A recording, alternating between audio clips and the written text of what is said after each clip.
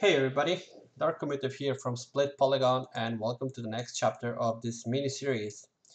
Today we're going to look at mesh and how can we use it to scatter some objects around because we're going to need a scattering solution. So if you want to have large surfaces covered with grass or bushes or rocks or anything, you really don't want to be duplicating one by one and placing it each. It's going to take you forever. So you need some sort of automation when it comes to something like that. So to make our lives easier, we're going to look at mesh. Mesh is, I'm going to just zero these out so they're all on the grid. I'm going to call this one ground. Mesh is pretty much a procedural scattering system. So if you go to animation rollout, if I select all of these objects, I can go to mesh editor. I'm going to open this up so it opens up the mesh window, and I'm going to go mesh, create mesh network. I'm going to click the option box. Now you have a couple of options here. The type of distribution and the type of mesh are the most important at the moment for us. So do you want this to be real geometry when it duplicates, or do you want it to be an instance? Now the difference is an instance geometry is just a virtual copy of your original geometry, but it doesn't actually make the scene heavy because the instance is just kind of like a mirror image of your original object. So your scene can be light, you can have thousands of duplicates, and if they're instances of each other, if you change one object, all of them will change, right? So we're gonna go with instance because I want to cover a large area. So the distribution type is if you want them to be distributed linearly in a circle and the other pattern. This can be changed after the fact, so don't worry about it. So just pick one and we can click apply and close. Now once this is done, you're going to see we have a linear distribution, but something weird is going on. For example, why we only see the pyramid and not the other objects? Well, let's look into this. So if I select the mesh and I open up attribute editor, you have the first node in the network is pardon me, it's called the distribute node. So the distribute node tells us that we have a linear distribution and 4 copies. If I increase the number of copies, they change on the fly. And then you can have a different type of distribution, so you can move them on a different axis, rotate them, do a bunch of stuff. Okay, sounds good. Now let's go back to mesh. The reason why we have only one object out of all of these is because for mesh to understand how many objects we need to give them an ID. Every object is unique and it has a unique vertex order and an ID. So if we go to mesh, if we go on the plus sign and we click ID, it's going to add an ID node. And the ID node is going to look into the distribute node and it's going to check for the different objects we have, and we're going to start to see all of our objects come together. And the ID count is set to 4 because we have 4 objects. So you can swap between nodes just by clicking on this, and then you can change the distribution. All right, so far so good. Now what if you go to mesh? What if I want these to be distributed on a plane and not just linearly? What if I want these to be scattered on this plane? Well, the distribution type is set to linear. If I change this to mesh, it's going to be looking for a input mesh connection. Right now we don't have anything. It says accept mesh. All right, so let's pick the ground, middle click it, and drop it into the input mesh, and boom. As soon as you do that, you have the objects pardon me, scattered on the plane itself. Now we have a couple of problems here. First of all, is these are halfway in and they're not sitting on the plane. Now why is that? Well, let's show our original objects. The pivot point of these objects is in the center. So if I pick them one by one, if I take the pivot and I hold D to go to pivot mode and V to activate snapping, and if I move it down, it's gonna snap it to the last point.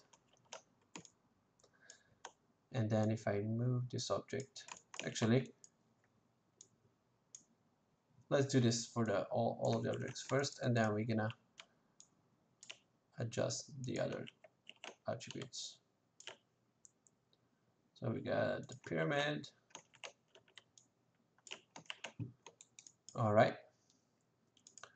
So if I change the distribution, if I select these, if I select these guys, and they're below the grid.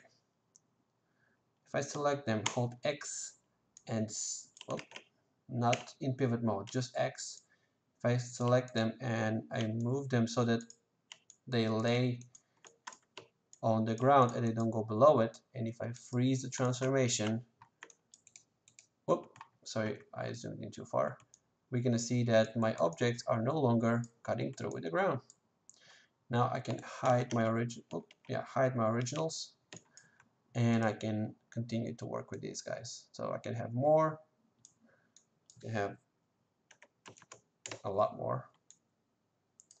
And then here's the cool part. If I select the cylinder, if I start to scale it down, all of these start to scale down with it. So you can do very nice effects with this. Maybe I want more pyramids or bigger pyramids. Okay. Now, what else can we do with this? Well, let's see what we have. We have randomness. So where is it? Random node. So if I add this, it's going to just start to move these randomly out. So if I start to play around with some of these parameters, I don't want them to move on the y-axis because they start to go up and down. So I'm going to disable that. But then maybe I want to rotate them. So I can rotate them like this. And I can say uniform scale, and I can change the scale of these. And random seed is going to give you a random pattern. And then you have a local space as well for your transformations. So a lot of different things. So you can have strength map of like where the randomness will be applied and the random strength.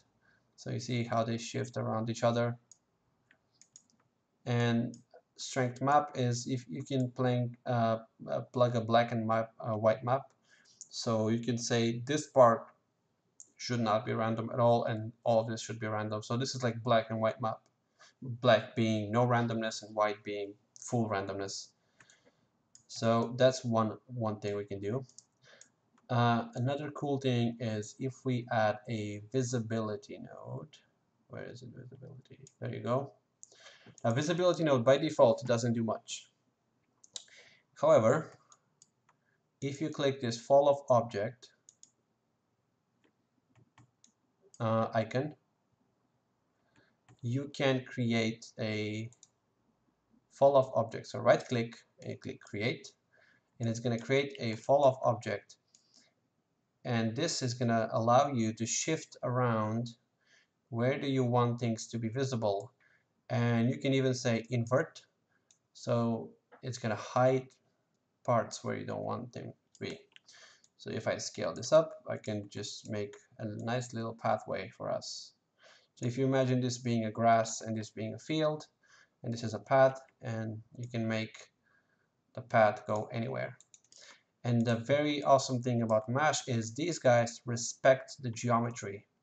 So watch this. If I grab the vertices of this, I activate soft select and I try to move it, they go for the ride, which is awesome. So that means that I can start playing around with this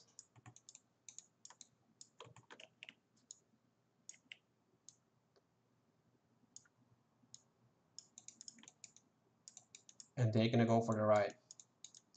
Now, if you stretch the polygons too much, you're gonna change the distribution. So that's something to be aware of. You don't want to destroy the geometry too much, but adding variation like this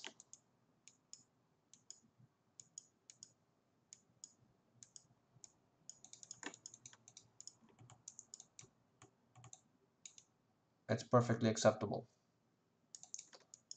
Okay, so we're going to use this along with megascans to get some pretty interesting results.